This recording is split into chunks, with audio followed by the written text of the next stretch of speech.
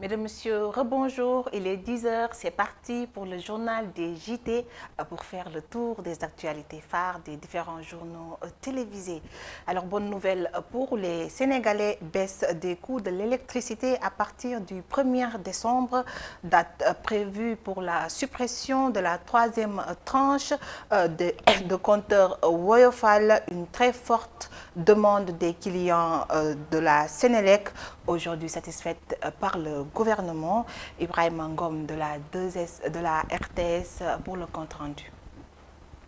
De vous annoncer, parce que le président de la République en a ainsi décidé lors du dernier Conseil des ministres, qu'on va retourner au système antérieur du Woyofal avec la suppression totale et complète de la troisième tranche. Donc à partir de maintenant, avec effet immédiat, il n'y a plus de troisième tranche du Woyofal. La bonne nouvelle. Une annonce synonyme d'un ouf de soulagement et de beaucoup d'espoir au profit des clients de la Société nationale d'électricité, la Sénélec. Pourtant, le processus de détermination des tarifs obéit à certaines étapes. Mais devant l'urgence, des procédures ont été même sautées. Question, comment s'effectuera alors une telle application avec effet immédiat? Cette application s'effectue selon la procédure suivante. Le gouvernement a saisi Sénélec pour dire qu'il faut maintenant supprimer la troisième tranche. Sénélec a élaboré une nouvelle grille qui correspond à cette décision. Et Sénélec a soumis cette grille au régulateur qui le valide. Parce que je rappelle toujours, Sénélec ne détermine pas les tarifs. Maintenant que nous avons soumis au régulateur la nouvelle grille qui consacre la suppression de la troisième tranche du Woyofal, nous attendons la décision du régulateur qui va notifier à Sénélec la validation de cette nouvelle grille. Et à partir de ce moment, nous allons l'appliquer pour les clients de Sénélec. Et nous avons bon espoir, compte tenu des diligences que le gouvernement nous a demandé d'effectuer, que cette décision pourrait être applicable et effective à partir du 1er décembre, Inch'Allah. 1er décembre, le compte à rebours est donc déclenché. Mais en attendant, les clients ne cachent pas leur satisfaction. C'est une bonne idée. Donc c'est une bonne idée qui va aider les parents d'élèves. Je suis menuisier. J'utilise le courant. Je l'utilise à l'atelier et je l'utilise à la maison. Donc du fait qu'on va supprimer cette troisième tranche, donc ça va arranger tous les utilisateurs du courant. Mais qu'est-ce qui est à l'origine d'une telle décision du gouvernement? À l'époque, les boulangers qui ont fait beaucoup de déclarations, les tailleurs et certains commerces qui utilisent des compteurs Woyofal. Et Monsieur le Président de la République, après les avoir écoutés et compris, a pris la décision de supprimer cette troisième tranche. Cela veut dire que désormais, les clients qui sont au niveau du Woyofal vont payer le même tarif après la deuxième tranche. En d'autres termes, la deuxième et la troisième tranche du Woyofal ont le même tarif, ce qui fait des économies quand même assez importantes. Parce que pour le client domestique, ça va jusqu'à 13 francs d'économie sur le kilowattheure consommé. Et donc, c'est pour cela que nous saluons cette décision de son Excellence, Monsieur le Président de la République, qui montre encore la fibre sociale. Les populations rencontrées sont donc pressées d'arriver à l'échéance convenue pour voir l'application d'une telle décision relative à la suppression de la troisième tranche. J'ai hâte de voir l'application parce qu'on a tendance à dire qu'à chaque fois qu'on est proche des élections, on nous promet des choses, on nous promet de l'or, on nous promet tout. On va laisser jusqu'à le jour où on verra ça pour voir s'ils ont respecté ça.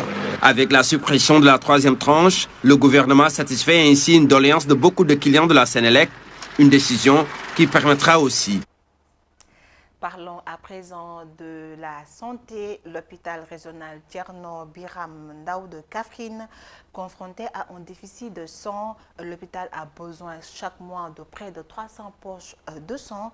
Selon les responsables de la banque de sang, c'est un objectif qu'ils n'arrivent toujours pas à atteindre. Pour combler le gap, les autorités comptent sur l'aide des populations et les demandent de se mobiliser afin de sauver des vies.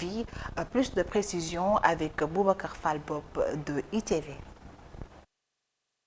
Régulièrement, des demandes de dons de sang en urgence sont partagées à travers les réseaux sociaux au profit de patients de l'hôpital régional Thierno Birame Ndao de Kaffrine. L'hôpital régional bu mag boo xam ne ni mën na accueillir lu bëri mais loolu aussi moo waral. L'hôpital Thierno Birame Ndao est un hôpital qui accueille beaucoup de malades. C'est pourquoi le besoin de sang est régulier. Mais il y a aussi le fait qu'à Kaffrine, les populations n'ont pas l'habitude de donner de leur sang. Il faut savoir que si quelqu'un a un proche malade qui a besoin de sang, demain, ce sera notre tour.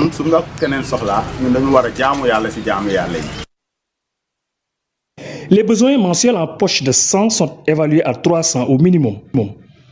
Mais l'offre reste bien en deçà de la demande. L'hôpital régional Thierno Birame Ndao, le besoin mensuel en poche de sang peut s'estimer à 300 poches. Et souvent, on note des pénuries le plus souvent. Ce qui peut s'expliquer aussi par rapport aux besoins qui est vraiment énorme par rapport à la demande que nous disposons. Plusieurs raisons expliquent le besoin constant de poches de sang. Qui est le niveau 2. Donc tous les malades qui arrivent là-bas arrivent souvent dans une situation vraiment compliquée qui nécessite une transfusion sanguine. Alors, l'autre aspect aussi, Kaffrine est une zone accidentogène. Les populations devraient davantage donner de leur sang pour continuer à sauver des vies. Poursuivons avec cet atelier organisé par la Convention des jeunes reporters du Sénégal en partenariat avec l'ONG Reporters sans frontières pour les journalistes sur le traitement de l'information, surtout de l'élection présidentielle en vue, dans l'optique de prévenir tout ce qui est désinformation. Compte rendu signé Cher Kébé et Papignon de la 2STV. Et l'ONG Reporters sans frontières ont décidé d'outiller les reporters du Sénégal à travers un atelier axé sur la protection et la sécurité des reporters en période électorale. Aujourd'hui, nous sommes avec Reporters sans frontières pour une activité sur la sécurité et la protection des journalistes en période électorale, c'est-à-dire en campagne électorale. Et comme vous le savez, la presse sénégalaise, c'est un constat qu'il n'y a que des jeunes reporters qui sont sur le terrain, c'est-à-dire que des jeunes, une presse très rajeunie. Donc nous, au sein de la Convention des jeunes reporters, on s'est dit qu'il faut qu'on outille encore nos membres pour qu'ils puissent faire leur travail convenablement. Cet atelier entre dans la dynamique de l'ONG Reporters sans frontières d'accompagner les acteurs de la presse dans la lutte contre la désinformation en période électorale. Parce que le défi aussi, c'est le défi de la désinformation.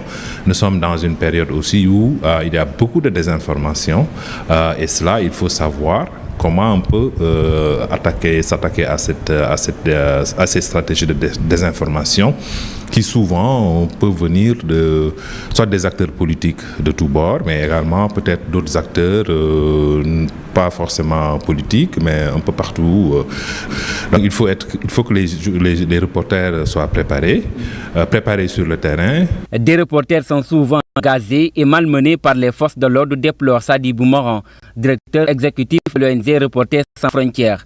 Ainsi, la Convention des jeunes reporters préconise une rencontre avec la hiérarchie des forces de l'ordre pour établir un dialogue et une collaboration entre les deux parties. Effectivement, au sein de la Convention, on est en train de réfléchir comment tenir des activités avec les forces de défense et de sécurité, parce que vous savez que les relations entre ces deux corps sont tendues le plus souvent. Donc on est en train de réfléchir avec les autorités étatiques pour qu'on puisse tenir cette activité, pour arrondir les angles afin que chacun fasse son travail convenablement sur le terrain.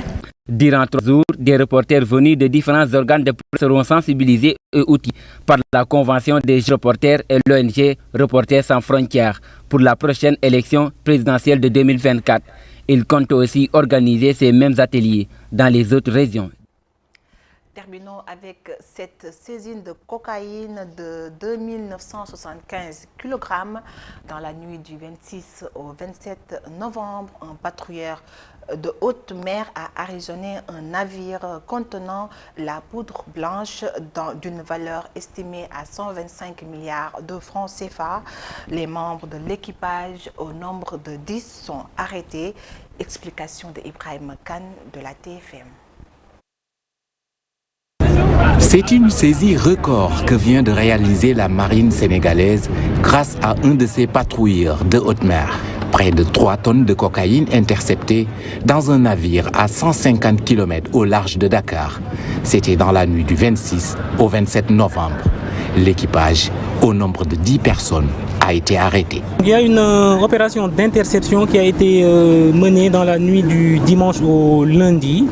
Voilà, qui nous a permis de procéder à l'interpellation d'un équipage de 10 personnes à bord d'un remorqueur et qui transportait de la cocaïne. Donc l'opération s'est passée dans les eaux internationales. Voilà, le navire a été arraisonné et ramené à Dakar pour disons, la poursuite du travail. Il y a un peu moins de 3 tonnes de cocaïne qui ont été saisies, donc très exactement 2975 kg qui ont été saisis. Selon la marine sénégalaise, le navire était en transit au Sénégal.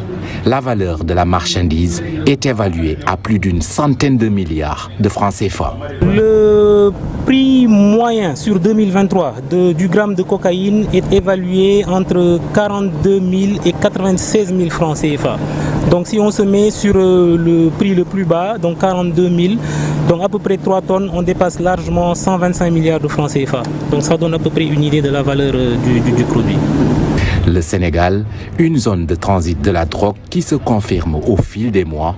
Déjà, en janvier, plus de 800 kg de cocaïne avaient été saisis au large de Dakar.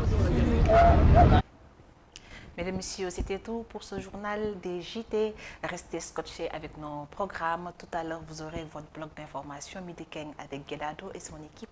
Je vous dis au revoir. À demain, Inch'Allah.